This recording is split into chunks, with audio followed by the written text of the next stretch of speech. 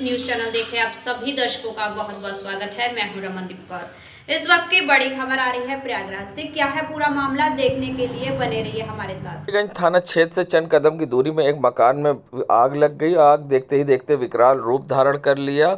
सबसे बड़ी बात यह है कि आग लगने की जो पीछे वजह सामने आई वो काफ़ी चौंकाने वाली थी। झलवा की रहने वाली की अंशिका केसरवानी की शादी अंशु के साथ मुट्ठीगंज में हुई थी, जहां दोनों में किसी बात को लेकर विवाद हुआ और अंशिका आज फांसी के फंदे पर ससुराल में झूलती नजर आई। जब मायके वालों को इसकी सूचना मिली तो मायके वालों ने पहुंचकर जमकर हंगामा किया। यह हंगामा देर रात तक चलता रहा। कई थाने की फोर्स यहां मौजूद रही। सूत्रों के अनुसार जहां आग लगने के कारण इस घर में 2 लोग की मृत्यु हो गई और पुलिस ने शव को कब्जे में लेकर पोस्टमार्टम के लिए भेज दिया है। वहीं अंशिका के परिजनों का आरोप था कि ससुराल वालों ने उसे मार दिया है। और ऐसे में क्या कुछ कहना था अंशिका के भाई का और उनकी चाची का, क्या आरोप लगाया, आइए दिखाते हैं आपको। ये शुरुआत हुई है सगाई के बाद से ही। इसने इसने सगाई के बाद से ही गाड़ी की लिस्ट व्हाट्सएप पे भेजना शुरू किया। सगाई हो गई थी, हम लोग कुछ कर नहीं सकते थे। हम लोगों को समाज का डर लगा कि बेइज्जती हो जाएगी। हम लोगों ने किसी तरह बहला फुसला के इसके कहने पे जो दहेज मांगा वो देते गए, किसी तरह शादी कर दिया। इसने 20 लाख रुपया नगद घर से ले आया। ये हम लोग वो भी दे दिए, चोरी छुपे, कुछ नहीं बोले। ब्रेजा गाड़ी खड़ी है, ये दिए हम लोगों ने। एक एक दहेज का सामान दिया इसको। शादी में भी पूरे टाइम में मुंह बनाए रहा, पूरी वीडियो में आई है। मेरी बहन रोज रोती थी, 1 बार 2 बार 4 बार हम लोगों ने समझाया इसको। आके यहाँ से हम लोग बहन को ले गए, फिर इसने सुलह सुलाई करके किसी तरह यहाँ पे ले आया ये फिर से वापस से। उसके बाद भी मेरी बहन रोती रही, उसको हम लोग समझाते रहे। आज 3 बजे मेरी बहन ने फांसी लगा लिया। इसने 10:44 पे फोन किया कि 3 बजे से दरवाजा बंद है और कोई इंसाफ नहीं। पुलिस तब तक दरवाजा नहीं खोली थी। 10:44 तक हम लोग आए, अपने हाथ से तोड़े दरवाजा। हमारी बहन फांसी से झूल रही। आग कौन लगाया सर? हम लोगों ने नहीं लगा। हम लोग को मार रहे थे हम लोग को। यहाँ गुंडे बुलाए थे, तिलक लगा लगा के हम लोग को मारा जा रहा था सर। हम लोग से मुठभेड़ किया इन लोगों ने।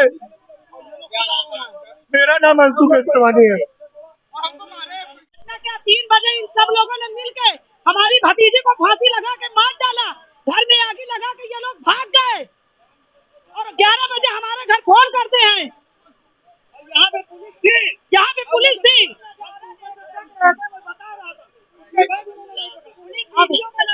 और पुलिस आज भी अभी भी हम सबको मार रही है। पुलिस मार रही है हम लोग को। पुलिस, हमारा नाम सुशीला है। झलवा की रहने वाली अंशिका की साल भर पहले अंशु नाम के व्यक्ति से मुट्ठीगंज में शादी हुई थी।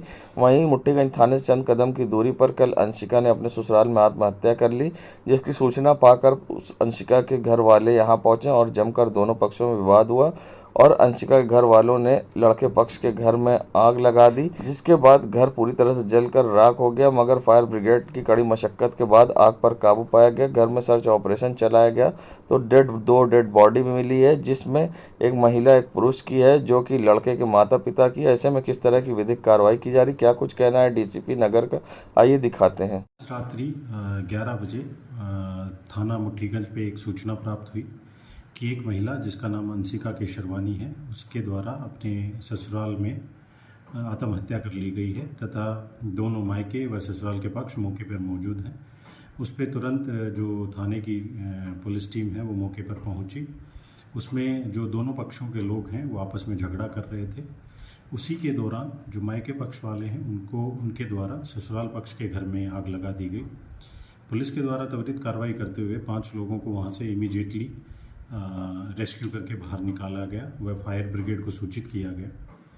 फायर ब्रिगेड की टीम मौके पर पहुंच के और उसकी मदद से आग पर काबू पाया गया।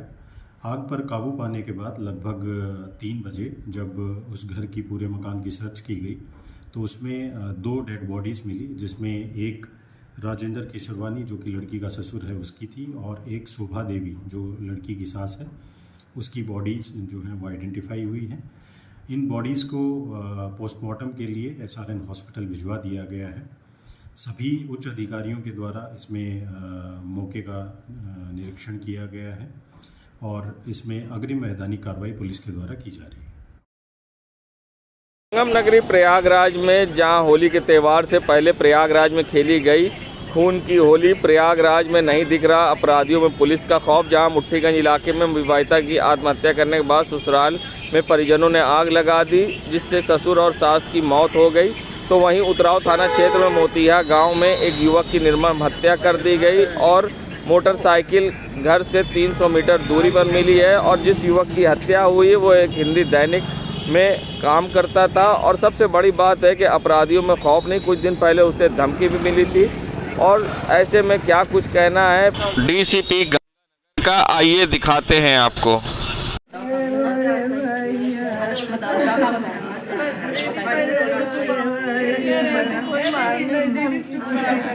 तो किसी का नाम बताया थे? कोई चमार है। हाँ, वही धमकी दिया था। क्यों, कुछ रंजिश थी, कुछ कारोबार का व्यवसाय साथ में? क्या पार्टनर थे, ये भी थे वो भी। किस चीज़ के कारोबार में? ये बैटरा का था और ये जो शादी का जो आता है ब्लॉक में, हाँ, ये सब जमा मुख्यमंत्री सामूहिक टेंडर विवाह। था। हाँ, तो ये सब यही सब था। वो बोला कि अगर आप छोड़ दो नहीं तो हम तुमको मार दें। हम बोले अच्छा छोड़ दीजिए, जाने दीजिए, जिंदगी रहेगी तो बहुत कमाएंगे आप। हाँ, तो बोला कि थूक के चाटो मेरे साथ। थूक के क्यों चाटे, कौन सी गलती की थे वो? तो यही सब बात थी। तो कल कितना बजे निकले थे घर से, कुछ बताया था जब रात निकले थे? आए थे 11 बजे, हमको 2 खिला के उसके बाद बोले कि अभी आ रहा हूँ। मुझे अब कहाँ जा रहे हो? बोले अभी आ रहे हैं ना। तो किसी का फ़ोन आया था? फोन आया तो हमको नहीं पता, अच्छा, हमसे कुछ नहीं बताया, बस आए उसके बाद दवा ववा दिए हमको, चले गए। तो जो धमकी दिया था कितने दिन पहले आपसे बताया था ये बात? हमको 3-4 दिन हो गया। क्या बताए थे? यही सब। नहीं, क्या हमको संदेह भी था कि कुछ मेरे साथ हो सकता है अनहोनी? हाँ, तो संदेह था तभी तो बताए थे। हाँ।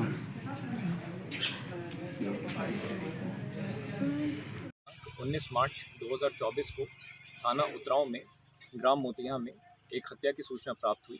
मृतक का नाम रंजीत कुमार मौर्य, पुत्र स्वर्गीय हरिलाल मौर्य, जिनकी उम्र लगभग 29 वर्ष है। सूचना प्राप्त होने पर थाना प्रभारी उतराव, एसीपी हंडिया व मेरे द्वारा घटनास्थल का निरीक्षण किया गया। मौके पर फील्ड यूनिट, डॉग स्क्वाड, स्वाट और सर्विलांस की टीम उपस्थित हैं। इस घटना के संबंध में 4 संदिग्ध व्यक्तियों को हिरासत में लेकर पूछताछ की जा रही है। शव को पोस्टमार्टम के लिए रवाना कर दिया गया है और परिवार से तहरीर प्राप्त कर अग्रिम विधिक कार्रवाई की जा रही है। जहां लोकसभा चुनाव का आगाज हो चुका है और आचार संहिता लागू हो गई है, तो ऐसे में आज किन्नर अखाड़े की महामंडलेश्वर कौशल्यानंद गिरी उर्फ टीना मां के नेतृत्व में पत्थर गिरजाघर से सुभाष चौराहे तक मतदाता जागरूक अभियान रैली निकाली गई। इसका मकसद सिर्फ एक था कि लोकतंत्र को मजबूत करने के लिए हर किसी को वोट करना चाहिए और लोगों को जागरूक करते किन्नर समाज के लोग दिखाई दिए और साथ ही नारा लगाते दिखाई दिए, पहले मतदान फिर जलपान। और ऐसे में किस तरह से लोगों को मतदान के लिए जागरूक करते दिखाई दिए किन्नर समाज, और क्या कुछ कहना है किन्नर अखाड़े की महामंडलेश्वर कौशल्यानंद गिरी का और उनकी शिष्य संजनानंद गिरी का। जय श्री महाकाल। हम लोग ने आज मतदाता जागरूकता रैली निकाला पूरा किन्नर समाज की तरफ से, और हमारे महिला सशक्तिकरण से भी हमारे मधु बेटी, हमारे वर्षिता भाभी और पूरा किन्नर समाज के लोग हैं। इसका मेन उद्देश्य यही है कि ये हमारा देश सबसे बड़ी लोकतांत्रिक देश है और लोकतंत्र का बहुत बड़ा पर्व आने वाला है। तो ये लोकतंत्र को आगे बढ़ाने के लिए, मजबूत करने के लिए वोट डालना बहुत जरूरी है और एक वोट का कीमत बहुत महत्वपूर्ण है। तो इसके तहत आज हम लोग ने पूरा जागरूकता रैली निकाला और सबको हम लोग ने यही संदेश पहुंचाई कि आप लोग जरूर से जरूर मतदान करिए। पहले मतदान, इसके बाद में जलपान, क्योंकि मतदान लोकतंत्र को आगे बढ़ाने के लिए, मजबूत करने के लिए मतदान करना बहुत जरूरी है। जी, जैसे मैं महामंडलेश्वर कौशल्यानंद गिरी जी की शिष्या संजनानंद गिरी। मैं लोगों से अब कुछ मांग नहीं है, मैं मेरे देश के लोगों से ये अपील करना चाहता हूँ कि आप लोग घर घर से निकल के वोट दीजिए। जब हम किन्नर समाज अपने अधिकार को लड़ के वोट दे रहे हैं तो आप लोग भी घर से निकल के वोट दीजिए। सब लोग छुट्टी मत मनाइए वोट देने के दिन, घर से निकल के वोट दीजिए। जय श्री मां। फागुन के महीने में होली मनाई जाती है और होली रंगों का त्यौहार है, जहां एक दूसरे को रंग लगाकर लोग बधाई देते हैं और होली जहां 24 तारीख को जलेगी तो साथ ही होलिका दहन के बाद सीधा 25 और 26 को 2 दिवसीय होली प्रयागराज में होगी। मगर प्रयागराज में अनोखी 3 दिवसीय होली खेली जाती, मगर इस होली पर मोदी के मुखौटे की डिमांड है और साथ ही मोदी योगी की गारंटी वाली पिचकारी भी बाज़ारों में धूम मचा रही है। जहां एक तरफ मोदी योगी की पिचकारी और दूसरी तरफ पीएम मोदी के मुखौटा की डिमांड इस बार होली में दिखाई दे रही है और लोग बढ़ चढ़कर खरीद रहे हैं। होली में लोगों का गजब का उत्साह देखने को मिला है। अभी से खरीदारी के लिए बाज़ारों में भीड़ दिखाई दी है, जहां हर तरफ कई प्रकार की पिचकारी है, मगर इन पिचकारियों में मोदी की गारंटी वाली पिचकारी की लोग में ज़्यादा डिमांड है, तो दूसरी तरफ मोदी के मुखौटे की डिमांड है और बीजेपी सरकार की ये पिचकारियों की ज़्यादा डिमांड बाज़ारों में दिखाई दी है और लोग सुबह से ही खरीदारी कर रहे हैं। होली की तैयारी में अभी से जुट गए हैं बाज़ारों में, चाहे वो कपड़े की दुकान हो या अन्य जगह। होली के सामान खरीदते हुए बाज़ार में लोगों की भीड़ दिखाई और ऐसे में क्या कुछ कहना है दुकानदार का इस पूरे मामले पर, आइए दिखाते हैं। देखिए, ऐसा है कि पब्लिक तो उत्साह से भरी हुई है, खुश है कि हम होली भी मनाएंगे और इलेक्शन का भी है कि भाई मई में इलेक्शन रहेगा, उसकी भी तैयारी है। बहुत खुश हैं कि भाई योगी मोदी डबल इंजन की सरकार बने और उन्हीं के नाम से पिचकारी है, टी शर्ट है, मुखौटा है, बाल है, काफ़ी उत्साह है, बच्चे भी खुश हैं। बाकी योगी जी और मोदी जी भाई पब्लिक के लिए कुछ करें। तो महंगाई का असर नहीं सर, महंगाई क्या, उत्साह तो वैसे ही है।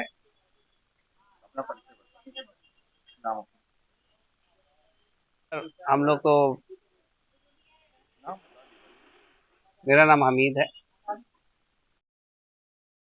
लोकसभा चुनाव का बिगुल बज चुका है और ऐसे में आचार संहिता लागू है, तो अब ऐसे में जहां यमुनानगर क्षेत्र की नैनी थाना अंतर्गत असलाह फैक्ट्री का भांडाफोड़ हुआ है और बता दें 5 लोगों को पुलिस ने गिरफ्तार किया है। इनके पास से निर्मित और अर्धनिर्मित तमंचे और कारतूस जिंदा बरामद किए हैं और इनके पास से पिस्टल भी बरामद हुई है। बता दें डीसीपी यमुनानगर श्रद्धा पांडे ने प्रेस वार्ता करते हुए असलाह फैक्ट्री के भांडाफोड़ की जानकारी दी है और मीडिया से बात करते हुए बताया है कि लगता है ये पहले भी असलाह बेचा करते थे और दाम कम करने के लिए इन्होंने असलाह की फैक्ट्री लगाई है और अभी हाल ही में ये फैक्ट्री लगी थी, जिस पर पुलिस ने बड़ी कार्रवाई करते हुए इन्हें गिरफ्तार किया है। क्या कार्रवाई अभी तक की जा रही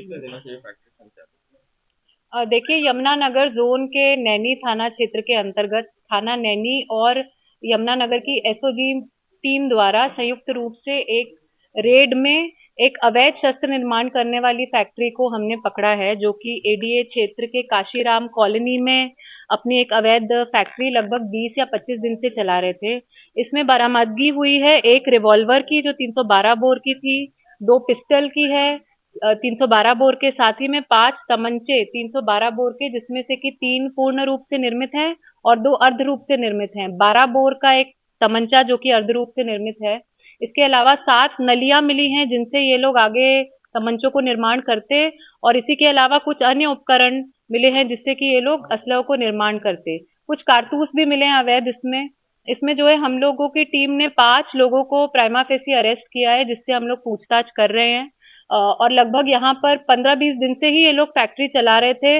ऐसा प्रतीत होता है कि ये लोग पहले सप्लायर रहे होंगे जिन्होंने की कॉस्ट को कट करने के लिए, अपने दाम की कमी करने के लिए यहाँ पर एक फैक्ट्री लगाकर इसको चलाने की कोशिश की थी। उतराव पुलिस को मिली बड़ी कामयाबी, जहां उतराव पुलिस टीम को बड़ी सूचना मिली थी कि उतराव थाना क्षेत्र के ग्राम रेतु निवासी संत लाल अपनी भूमि पर कृषि अवैध अफीम की खेती की है। सूचना पर सहायक पुलिस आयुक्त खंडियावाद थाना उतराव पुलिस टीम द्वारा मौके पर पहुंचकर तत्वारित कार्रवाई करते हुए संबंधित विभागों को पहले सूचना दी गई, तो साथ ही ऐसे में यहां खेती को नष्ट कराया गया और अफीम की खड़ी फसल में से 1200 पौधे व 1300 फल, अनुमानित कीमत 80 लाख रुपए बरामद कर उसे नष्ट कर दिया गया। इससे पहले यमुना पार में भी अफीम की खेती नष्ट कराई गई थी। थानाध्यक्ष उतराव को सूचना मिली कि रेतु गांव में संतलाल परिवार द्वारा अफीम की खेती की जा रही है। इस सूचना पर पुलिस द्वारा मौके पर खेत को सील किया गया तथा संबंधित विभाग को बुलाकर विधिक कार्रवाई अमल में लाई जाएगी।